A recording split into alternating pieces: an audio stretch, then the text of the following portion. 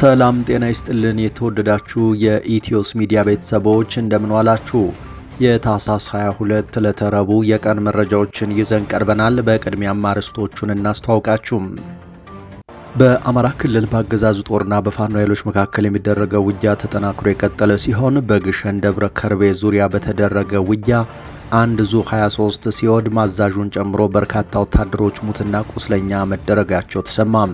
ይህ በእንዲህ እንዳለ በአማራ ፋኖ ብሔራዊ ኃይል ደቡብ አማራ ቀጠና የተሰማራው የጀነራል አሳምነው ጽጌ ሰራዊት እስከ ናዝሪትና አዋሽ ፈንታሌ ወረዳ ድረስ በመወርወር በአገዛዙ ወታደሮች ላይ ብቻ ያነጣጠረ ጥቃት መፈጸሙን አስታውቋል።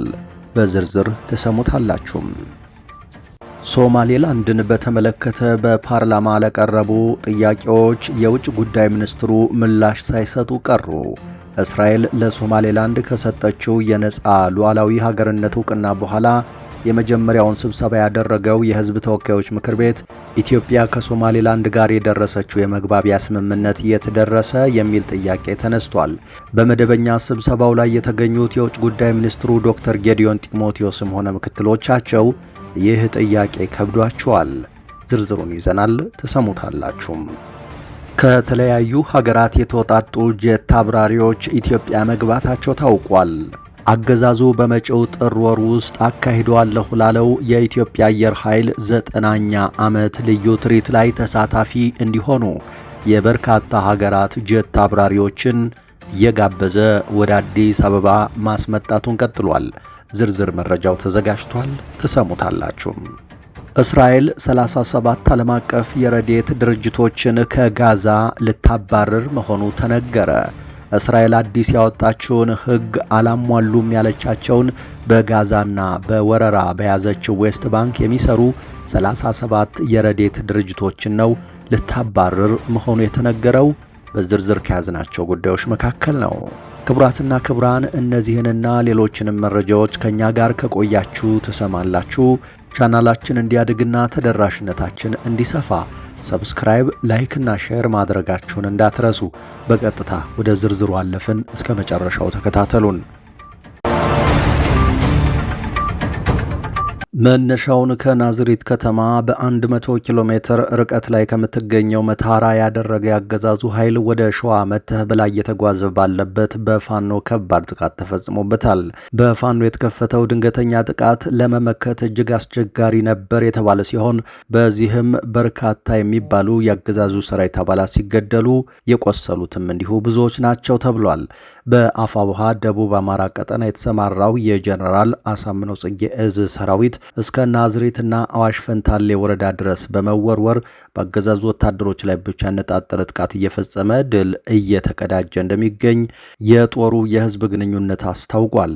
የአገዛዙ ኃይል ካሁን በፊት ከሞጆ ከተማ መነሻውን በማድረግ አረርቲ ከተማን አቆራርጦ ወደ መተብላ ከተማ እንቅስቃሴ ሲያደርግ ከወደ ፋኖ በሚፈጸምበት አይመከቴ ጥቃት ከባድ የሆነ የሰብአዊ እንዲሁም ቁሳዊና ሞራላዊ ኪሳራ ሲደርስበት ቆይቷል።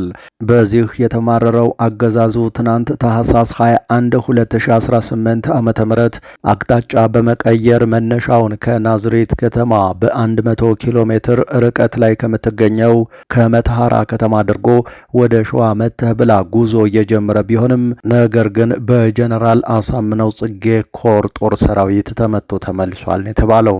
በውጊያው ሙትና ቁስለኛ ከተደረጉ ያገዛዙ ወታደሮች በተጨማሪ ወታደራዊ ካሶኒዎችም የጥቃቱ ሰለባ ተደርገዋል።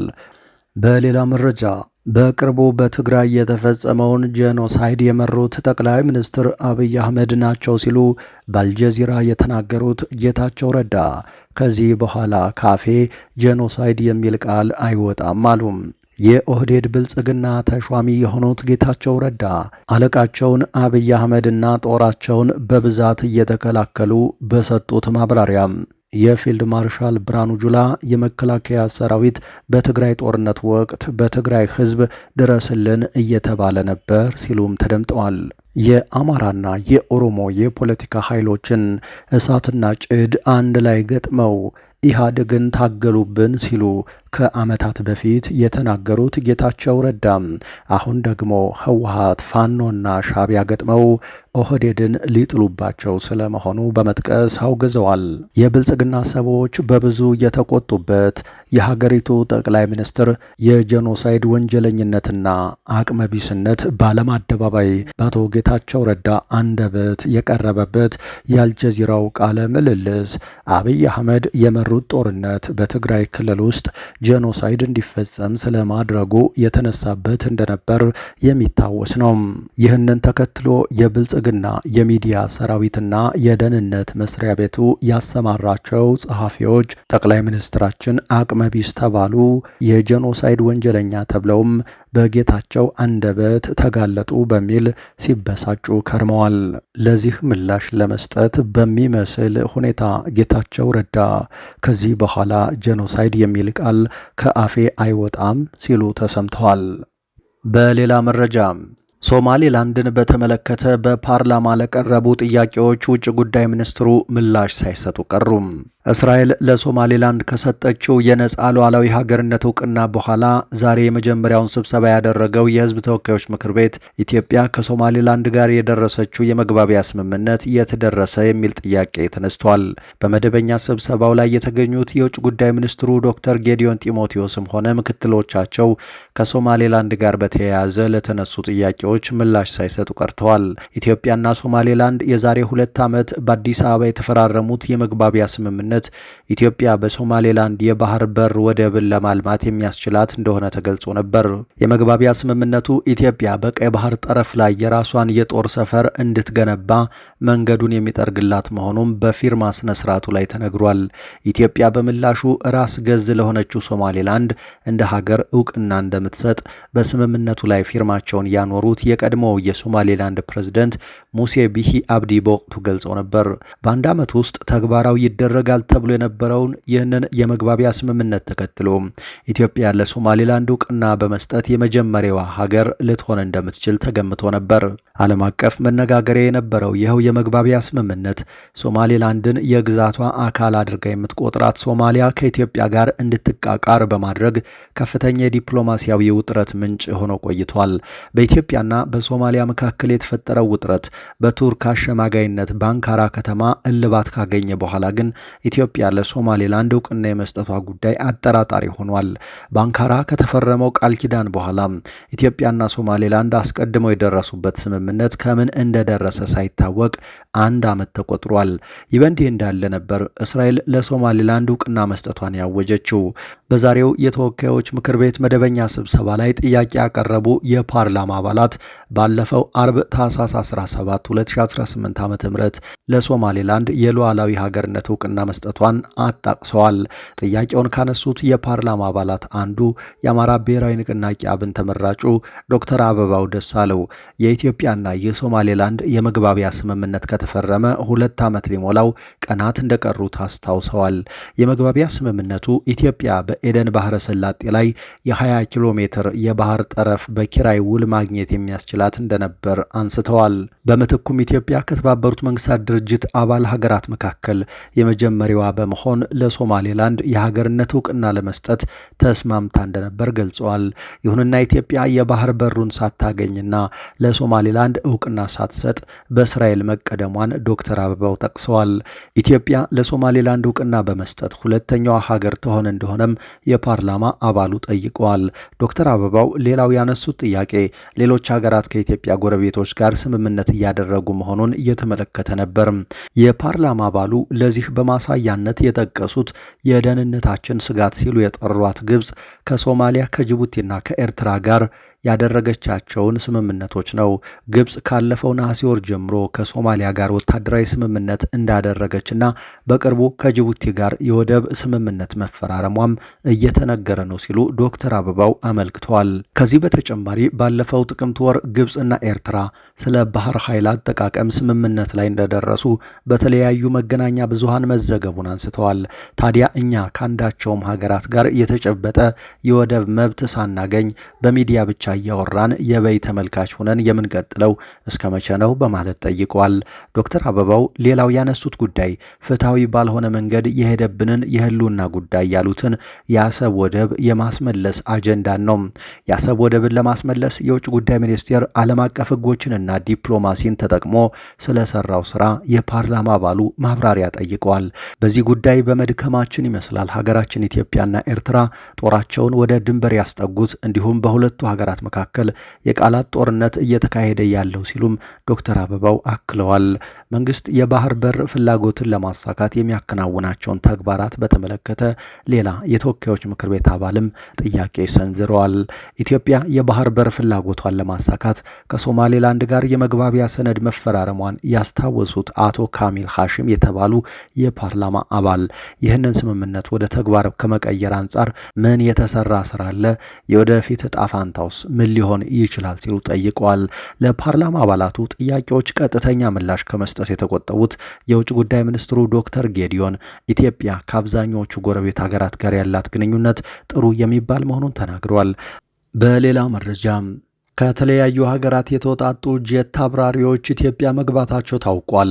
የብልጽግናው አገዛዝ በመጪው ጥር ወር ውስጥ የሚያካሂደው የጥቁር አንበሳ የኢትዮጵያ አየር ኃይል 9ኛ ዓመት ልዩ ትርኢት ተሳታፊ ለመሆን የበርካታ ሀገራት ጄት አብራሪዎች በእንግድነት ተጋብዘው ከነጀቶቻቸው አዲስ አበባ እየገቡ መሆኑን የታወቀው። ከነጀቶቻቸው አዲስ አበባ ከገቡ የጄት አብራሪዎች ውስጥም የፓኪስታን፣ የጣሊያን፣ የሩሲያ፣ የኤምሬትስ አየር ኃይል አባላት ይገኙበታል። ወደ ኢትዮጵያ የገቡትም ከነጀቶቻቸው ነው ተብሏል። በሌላ መረጃ የተባበሩት አረብ ኤምሬትስ ከየመን እንደምትወጣ አስታወቀች። የተባበሩት አረብ ኤሚሬትስ ሳውዲ አረቢያ በየመን ተገንጣይ ቡድን በተያዘ ወደብ ላይ ጥቃት መፈጸሟን ተከትሎ ሀገሪቱን ለቃ እንደምትወጣ አስታውቃለች።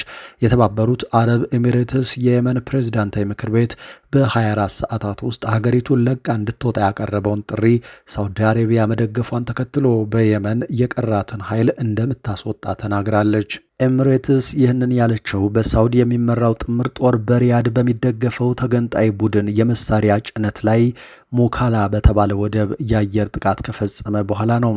አረብ ኤሚሬት ጭነቱ የመሳሪያ መሆኑን ያስተባበለች ሲሆን በሳውዲ ክስ ጥልቅ ሐዘን እንደተሰማ ትገልጻለች። ሳውዲና የተባበሩት አረብ ኤሚሬትስ ባለፈው 10 ዓመት በኢራን የሚደገፈውን የየመን ሁቲዎች ቡድን በመዋጋት አጋር ነበሩ።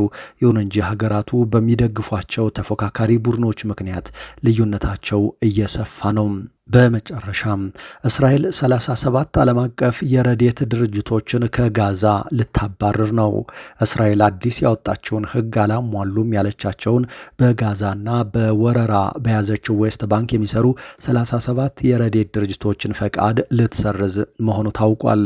እንደ አክሽን ኤድ፣ ዓለም አቀፉ የነፍስ አድን ድርጅትና የኖርዌይ የስደተኞች ድርጅት የመሳሰሉ ታዋቂ መንግስታዊ ያልሆኑ ድርጅቶች ከአውሮፓውያኑ አዲስ ዓመት የመጀመሪያ ቀን ጀምሮ ፈቃዳቸውን ከሚነጠቁት ውስጥ ናቸው። ይህንን ውሳኔ ተከትሎ ድርጅቶቹ ስራቸውን በ60 ቀናት ውስጥ ያቆማሉ ተብሏል።